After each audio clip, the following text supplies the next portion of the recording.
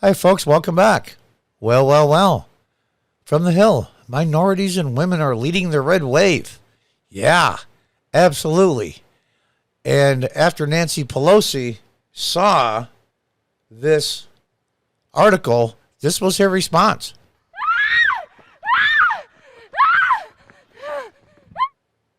And this is the squad. This is the squad's reaction to it. And this is what the RNC says is going to happen to the Democrats.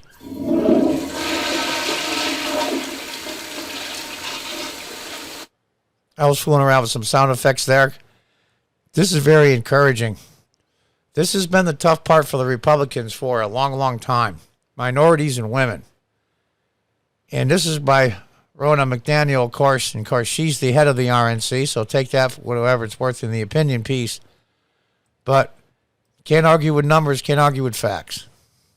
For generations, the Democrat Party has taken the votes of women and minorities for granted, absolutely. But on November 2nd, voters sent a clear message. Don't count on it. Take Republican Winsome Sears, Virginia's lieutenant governor-elect. It's a huge accomplishment for her as well as the state of Virginia. She's the first black woman elected to hold statewide office in the Commonwealth's 400-year history. And what did we get from the Democrats? She's a mouthpiece for white supremacy. Holy crap, really? 400 years in the Commonwealth's history, the first one? And that's your reaction? Or how about incoming Attorney General Jason Meyers, a proud Republican, the son of a Cuban immigrant, and the first Hispanic to win a statewide race in Virginia? Same response. Crickets. I got to use my usual saying. These guys suck. I'm sorry, they do. It's ridiculous. So what does the Democrats have to say about all these minorities winning statewide elections?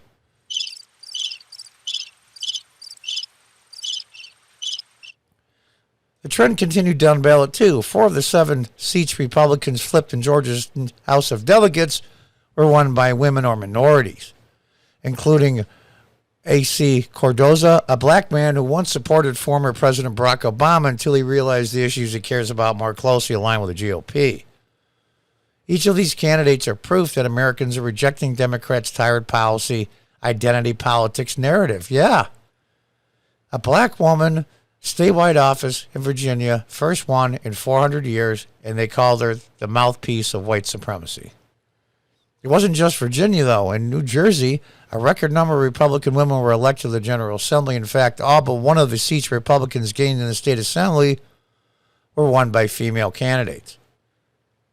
And one of 2 state Senate seats Republicans flipped was won by a woman.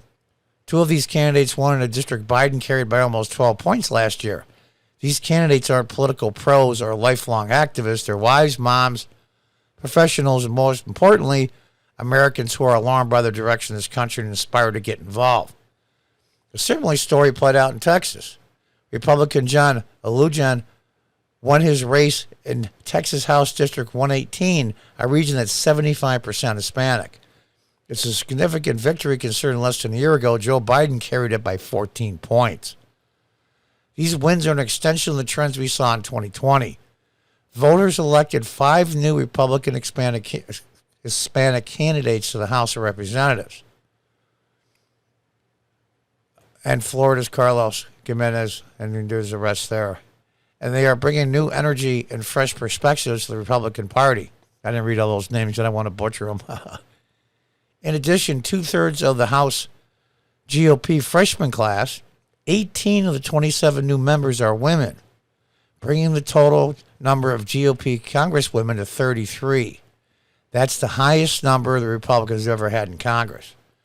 We're excited to keep on building this momentum in the months to come. We're hoping new community centers like the ones we've launched in Texas, Wisconsin, Ohio to reach Indian, Hispanic, and Black Americans, voting blocks that have not traditionally identified as Republican but share our values of freedom, faith, and prosperity. The RNC is also rolling out a nationwide citizenship education program to help lawful permanent residents not only prepare to become naturalized American citizens, but also instill in them a sense of pride in their country and the fundamental understanding what it means to be an American. And there's at the beginning of the paragraph, there's the key term: lawful permanent residents. With 1 million new Americans, citizens every year, there's a great potential for welcoming new voters in our party.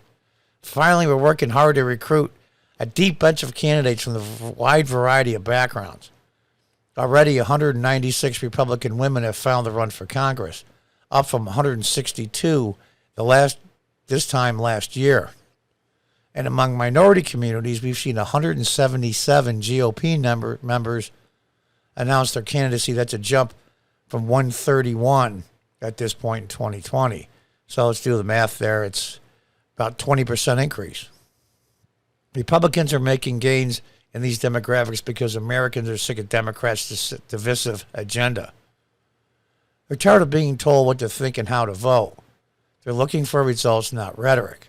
Our message of strong families, stable communities, economic opportunity for all transcends gender and skin color. Every day, more Americans are realizing they have a home in the GOP. Now, Ronnie McDaniel, of course, is the GOP chair.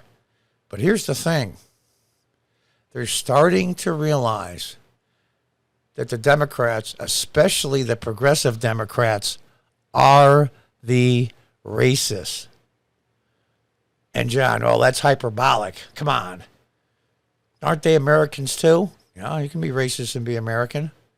Because they think, the progressives think, that all women should think alike. All Hispanic people should think alike. All black people think alike. All black women think alike. All trans people think alike. All gay and lesbian people think alike. They really, truly believe that. And when someone like Mrs. Sears is going to take office as lieutenant governor in Virginia, they call her mouthpiece for white supremacy. Because, wait a minute, when some Sears is black people don't believe that. Black people only believe one way. That's the proof of their racism. She doesn't believe what they believe, so she's not black anymore. She's the mouthpiece of white supremacy. If that doesn't prove to you just that one instance, and there's thousands of others, that the progressive Democrats are the racists, I have no idea what will convince you. Maybe you're part of that 35% of the cult zombies and you're just flat earthers and nobody can get through to you, so no point in wasting our time trying. But there's a whole lot more millions than the zombies walking around that are Democrats that are realizing, wait a minute, hold on here. Everybody slow down. You said what? You said that the first black and woman, and by the way, she's an immigrant. She's not even first generation. Her children are. She's from Jamaica. Checks all the boxes for the Democrats. Woman, check. Black, check. Immigrant, check. Held statewide office for the first time in Virginia's history in over 400 years. And their response, besides congratulations, you're a mouthpiece for white supremacy. And there you have it.